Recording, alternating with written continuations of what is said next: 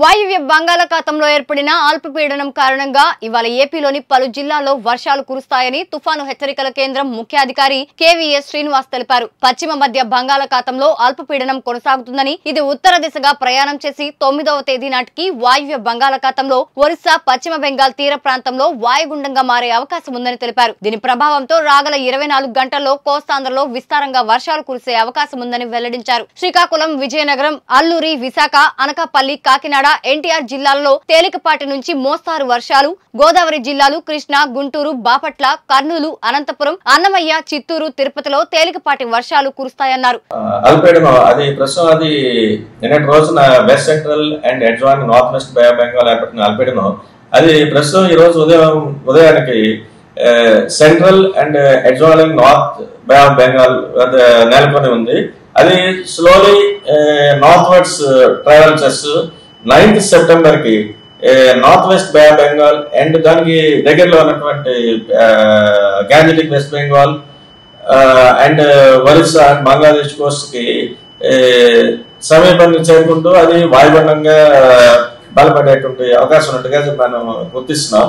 ఇది క్రమేపీ west north west direction లో వెళ్తూ Gangetic west Bengal and north Orissa and Jharkhand and adjoining north Chhattisgarh రేపు నెక్స్ట్ సబ్సిక్వెంట్ 3 to 4 days లో వెళ్ళే అవకాశం ఉంది.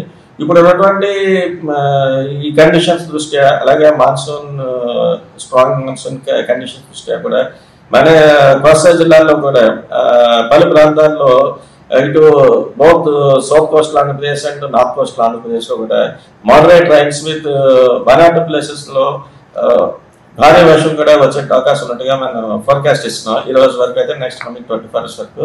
అవి ముఖ్యంగా అయితే భారీ వర్షాలు అయితే అల్లూరి సీతారామరాజు, పార్వతీపురం, అనకాపల్లి, కాకినాడ ఈ జిల్లాలకు అయితే భారీ వర్షం సూచన ఉన్నట్టుగా చెప్తున్నాం. అలాగే రేపటి రోజు కూడా మరికొన్ని జిల్లాలకి ఏలూరు, అల్లూరి సీతారామరాజు, పార్వతీపురం, శ్రీకాకుళం ఈ జిల్లాలకు కూడా భారీ వర్షం వచ్చే ఛాన్సెస్ ఉన్నట్టు చెప్తున్నాం.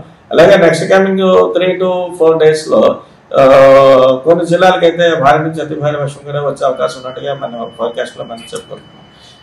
ముఖ్యంగా ఇప్పుడు ఉన్నటువంటి స్ట్రాంగ్ మాన్సూన్ కండిషన్స్, అలాగే తీవ్రమైన బలమైన ఎదురుగాల ప్రభావం చేత ఎంటైర్ కోస్ట్ లో ఉన్నటువంటి వర్షకాలందరినీ కూడా నెక్స్ట్ కమింగ్ 3 days వరకు కూడా వేటకు వెళ్ళవుతారని మనం చెప్తున్నాం. ఎందుకంటే central Bay of Bengal and adjoining north west bay of Bengal, ఇటు మనకి కింద భాగంలో ఉన్నటువంటి south west bay of Bengal, వీటన్నిటి కూడా కొంచెం ఈ ఎదురుగాల ప్రభావం ఉండటం చేత కోస్తా ఆంధ్రలో ఉన్నటువంటి మత్స్యకారులు అందరినీ కూడా నెక్స్ట్ కమింగ్ 3 days వరకు కూడా వేటకు వెళ్ళొద్దని చెప్తున్నాం.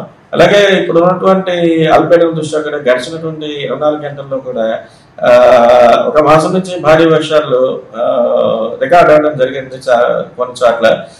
ముఖ్యంగా అత్యధికంగా అయితే పార్వతీపురం జిల్లాలో ఉన్నటువంటి జిఎం బల్స లోను, అలాగే నెక్స్ట్ అనకాపల్లిలోను 7 సెంటీమీటర్లు అత్యధికంగా నమోదైంది.